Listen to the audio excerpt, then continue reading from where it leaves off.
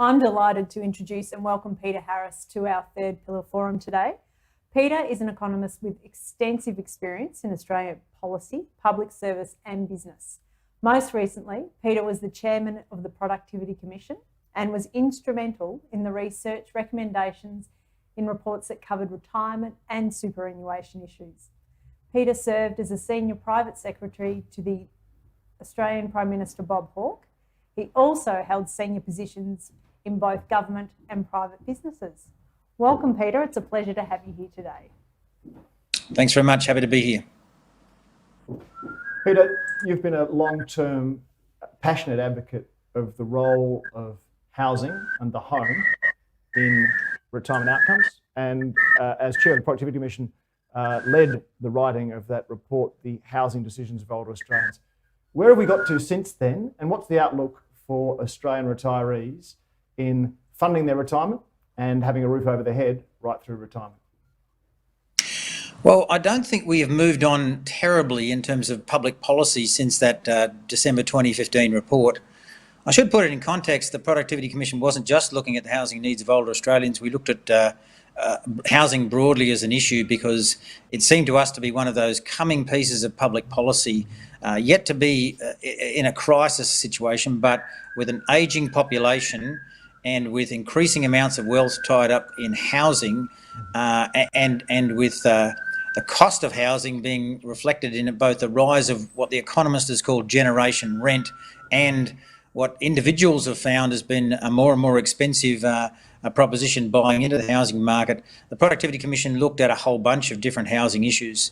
This housing issue for people in retirement is particularly pernicious because it's a natural thing for people to be risk averse when they retire and not to want to enter into any situation of debt.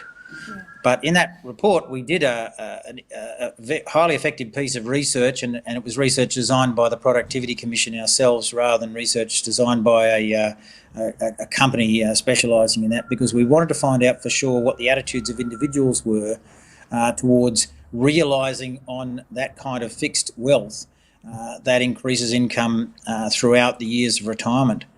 And what we found in particular was people's reluctance to enter into any form of debt extended as far as not even being prepared to enter into debt to look after their health.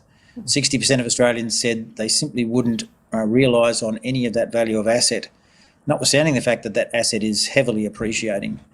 And we thought that was a really interesting conundrum, and one in which public policy and private investment probably need to do something to assist people in making those sorts of decisions in both their own interests.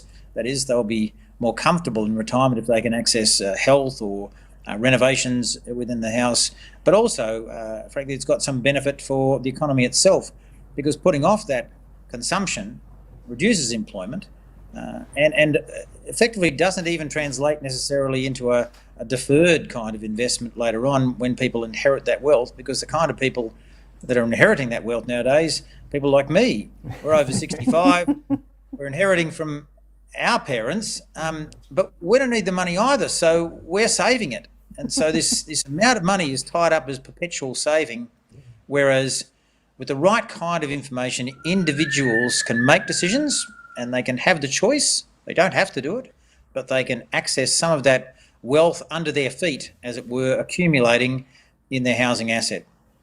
Peter, some of the conversations that we've had as part of this forum have recognised exactly that conundrum that you put out.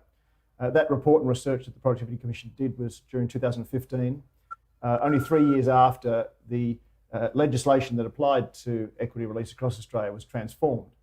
And prior to that, I think our situation here, but also around the world, forced retirees to make a decision about the home or the house as an asset, because mortgages in that situation, the traditional bank reverse mortgages, were recourse. You could get evicted and you could owe more than the value of your home. So I think some things have changed since then, both in terms of the impact of that legislation, but also the needs of retirees and their children. So I think we're seeing the starting point of people saying that the family home is both housing and funding. It can be both. Can't take either of them away. And it can also be a living bequest rather than an unavailable asset and then a bequest. So that's changing, but too slow perhaps to meet the broader needs of Australian retirees. How do we accelerate people making decisions that are right for them in their housing, their funding, and for their children? How do we get that message across that's the outcome of your research and changes in the approaches to this sector? Well, every economist will tell you it all comes down to the same question for most of poorly addressed pieces of public policy, and that is a failure to inform, a failure to see information effectively translated into the marketplace and give people the chance to make decisions in their own interests like this. And we will have to do this with an ageing population because people increasingly, and the COVID crisis is only going to add to this, increasingly will wish to age at home rather than commit to residential aged care, which means they will need to find what I might call a capital investment to be able to do that. Government public policy will support them doing this via way of services provision through My Aged Care, but the kind of capital conversions that you might need to age at home, this will require you to find money, and the housing asset is one of them. The particular thing, as I say, is information provision.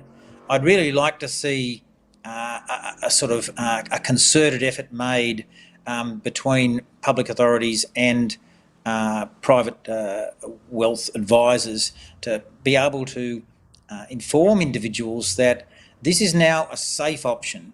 It's not an obligatory option, and people should have the choice. No reason you need to realise on that housing asset or some part of that housing asset if you don't want to, but you need to know that the option is available.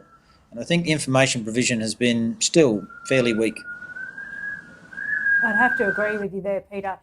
We have become real information disseminators of household capital. A lot of people do come to us with very little knowledge on how to fund these very big decisions that they're left to make. And information is key, and they are grappling as to where to find it. So it's interesting that you agree with us. It is a real conundrum as to which way they turn and how they source it all.